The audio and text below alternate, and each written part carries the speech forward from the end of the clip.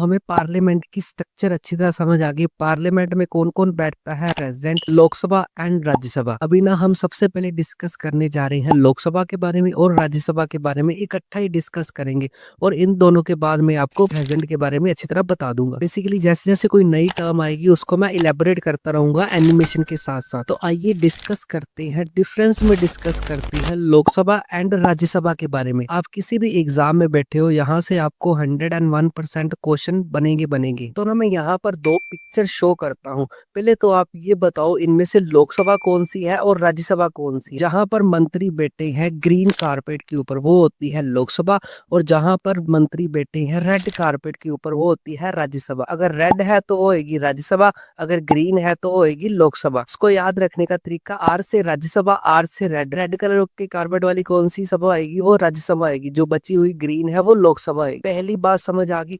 अब बात करते हैं अगली फैक्चुअल डिटेल की। इनके मेंबर्स के बारे में देख लेते हैं। हाँ भी लोकसभा में जितने मेंबर बैठे होंगे उनको क्या बोला जाता है, और राज्यसभा के मेंबर्स को क्या बोला जाता है। जो लोकसभा के मेंबर्स होते हैं ना, they are elected directly by the peoples. Lok Sabha के मेंबर्स के इलेक्शन जब होते हैं तो वो डायरेक्टली इलेक्ट किए जाते हैं लोगों के द्वारा। जो भी इंडिया में लोग 18 या 18 साल के ऊपर है, चाहे उसका जो मर्जी कलर है, चाहे उसका जो मर्जी रिलीजियन है, वो लोकसभा के मेंबर्स को वोट देके चुन सकते हैं। और इनके जो मेंबर सिलेक्ट होते हैं, जो लोग उनको सिलेक्ट कर देते हैं, उनको क्या बोला जाता है, एमपी, मतलब मेंबर ऑफ पार्लियामेंट बन जाते हैं। दो बातें समझ आ गई। एक तो साधारण लोग, हम जैसे लोग लोकसभा में इलेक्शन दे सकते हैं, और जो हम सिलेक्ट करते हैं मंत्री अपने, उनको क्या बोला जाता है, एमपी, मेंबर ऑफ पार्लियामेंट बोला जाता है। जब भी लोकसभा की इलेक्शन होते हैं ना, लोकसभा के इलेक्शंस में बनता कौन है, वो बनता है हमारा प्राइम मिनिस्टर, पीएम जिसको बोलते हैं। हर लोकसभा इलेक्शंस के बाद हमारा पीएम बनता है जिसको हम प्राइम मिनिस्टर बोलते हैं। और पीएम किसको लीड करता है, सीओएम को, मतलब कौन सी लॉ मिनिस्टर, मतलब जितने भी जीते हुए एमपीज होंगे ना, उनमें से एक पीएम सेलेक्ट होएगा,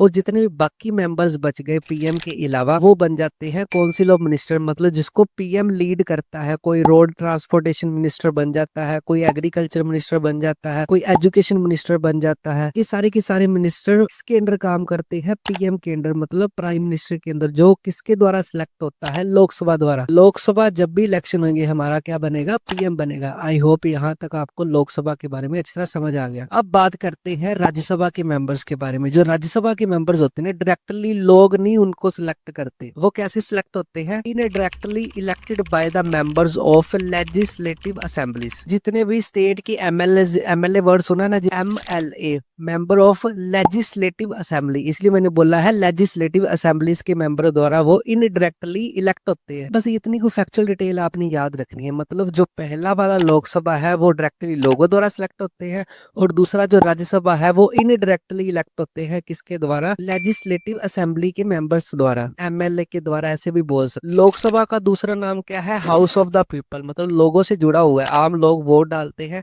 वोट में जीतने वाले एमपी बनते हैं, एमपी में से क्या बनता है, हमारा पीएम बनता है, और पीएम के नीचे क्या काम करता है, सीओएम, काउंसिल ऑफ मिनिस्टर काम करता है। ये स्ट्रक्चर याद रखनी है। और राज्यसभा का दूसरा नाम क्या है, council of state, council of state बोला जाता है इनको। ये जितनी भी फैक्चुअल डिटेल है ना, किसी न किसी एग्जाम में आई हुई है। वो पहला पॉइंट समझ आ गया दोनों का। अगला पॉइंट है लोकसभा का टेन्योर के ऊपर, मतलब टाइम पीरियड कितना होगा, हाँ भी कितने समय के लिए हमारा पीएम चूज होएगा। तो इसमें आपने याद रखना है, it can dissolve before and after 5 year. हाँ भी सर, आपने तो बोला कि टेन्योर की बात चल रही है, टाइम पीरियड की बात चल रही है, ये नया डिसॉल्व वर्ड कहाँ से आ गया, आप सभी बताता हूँ, ध्यान से बस सुनते रहो। यहाँ पे हमें ये पता चला कि लोकसभा का टेन्योर कितना है, 5 साल। मतलब ये 5 साल से पहले भी डिसॉल्व हो सकती है और 5 साल के बाद भी डिसॉल्व हो सकती है।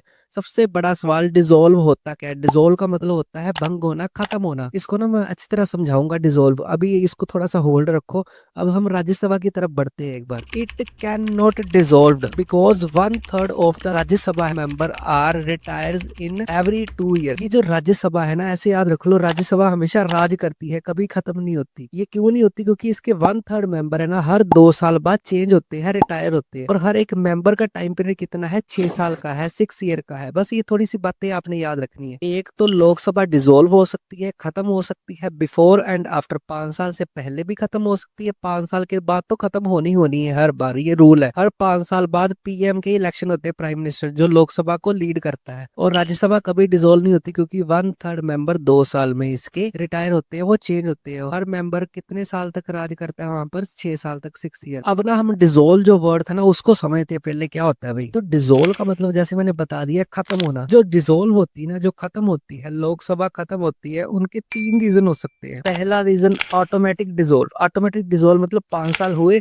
हर 5 साल बाद इलेक्शन होनी है, नया पीएम बनना है, या दोबारा भी पीएम बन सकता है अगर उसको ज्यादा वोट्स पड़ी। तो ऑटोमेटिक डिसॉल्व में क्या आएगा? हर 5 साल बाद भाई लोकसभा डिसॉल्व होनी है, लोकसभा खत्म होएगी, नई लोकसभा बनेगी। दूसरा कारण क्या है इसका? Dissolve by president. प्रेसिडेंट भी किसी भी लोकसभा को चल रही है जो उसको डिसॉल्व कर सकता है। कैसे कर सकता है? अपनी मर्जी से नहीं कर सकता। अपने आप क्यों नहीं कर सकता? ये एडवाइस से करता है। प्रेसिडेंट किसकी एडवाइस से लोकसभा को डिसॉल्व करता है? पीएम, प्राइम मिनिस्टर की एडवाइस से, और काउंसिल ऑफ मिनिस्टर सीओएम की एडवाइस से लोकसभा को डिसॉल्व कर देता है। जब फॉर एग्जांपल मैं प्राइम मिनिस्टर हूँ, मेरे से ना ये गद्दी संभाली नहीं जाती, मेरे से कोई मंत्री को डील नहीं किया जा सकता, मैं बड़ा ज्यादा कमजोर हो गया, हाँ भी मेरे हाथ ही खड़े, मेरे से कुछ नहीं संभल रहा इंडिया का। तो मैं क्या करूंगा? प्रेसिडेंट को फोन करूंगा, हाँ भी राष्ट्रपति मेरे से ना अभी ये काम नहीं हो रहा, मेरे को नहीं संभाल नहीं आ रही, ना तो मेरे नीचे वाले मंत्री मेरी बात सुन रहे हैं, ना मेरे से इंडिया संभाला जाता है। प्रेसिडेंट बोलेगा हाँ भी अब क्या करे? वो बोलेगा हाँ सर आप डिसॉल्व कर दो, बंद कर दो, नए इलेक्शन करवा दो, मैं तो जा रहा हूँ। तो हमने सीखा, एक तो ऑटोमेटिक डिसॉल्व में तो 5 साल बहुत हो सकती है, और एक प्राइम मिनिस्टर कर सकता है, किसकी एडवाइस से?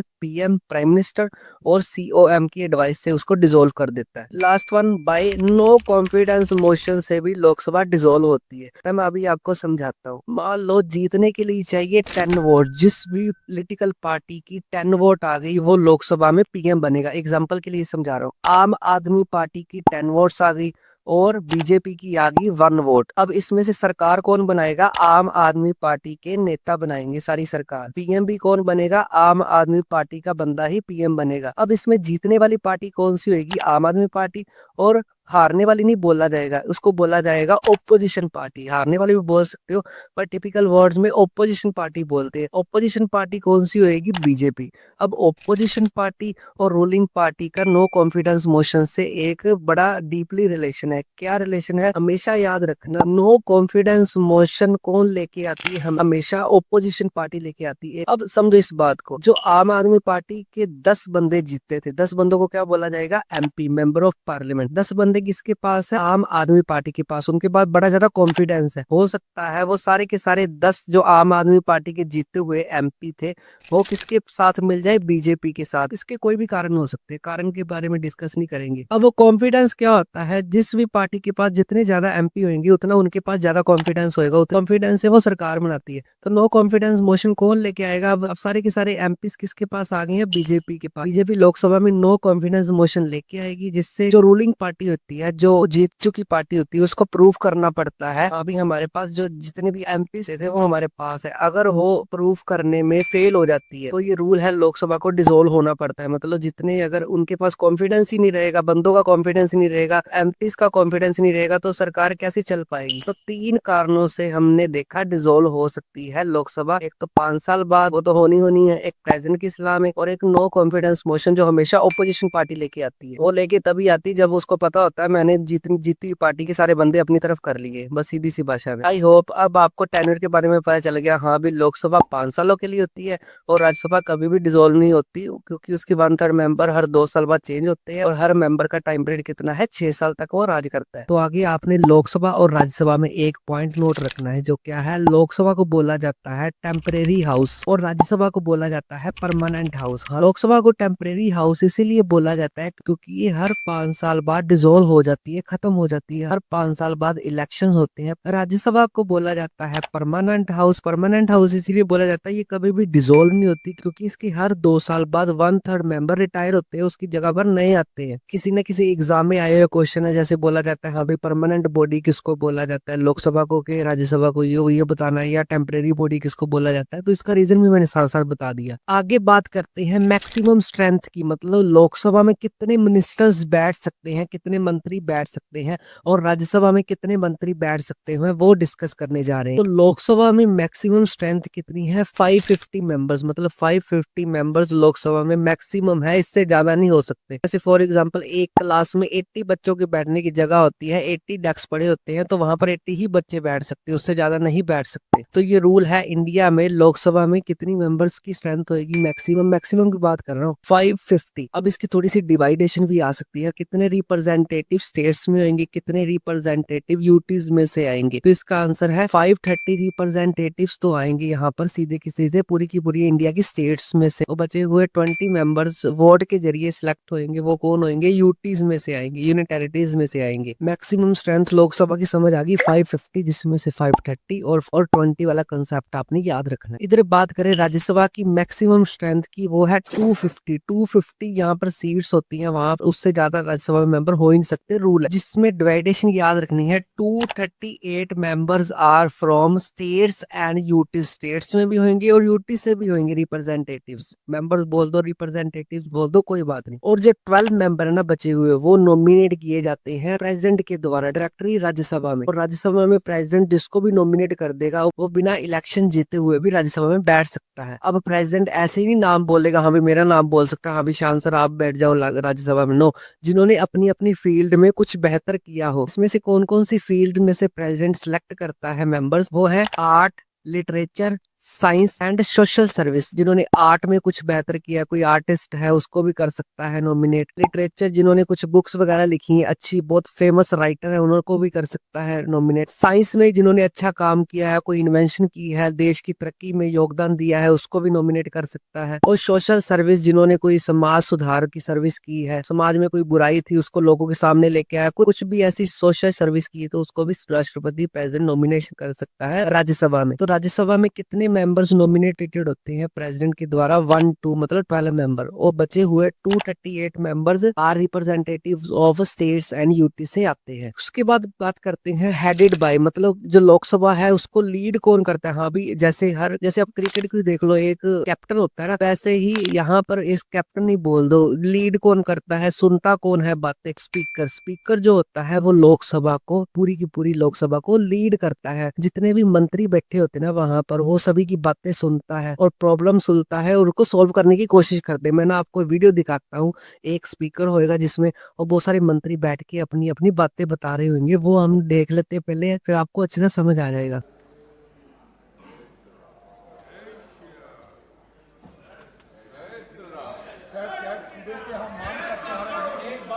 मान्य सदस्यगण, नहीं, मैंने आपको प्रश्नकाल पे कहा था आप जाके अपनी सीट पे बैठो, मैं आपका मौका दूंगा। आप सीट पे नहीं गए। मैंने आपसे आग्रह कहा था अपनी अपनी सीटों पे जाएं, मैं आपको पर्याप्त मौका दूंगा। बोला था नहीं बोला था?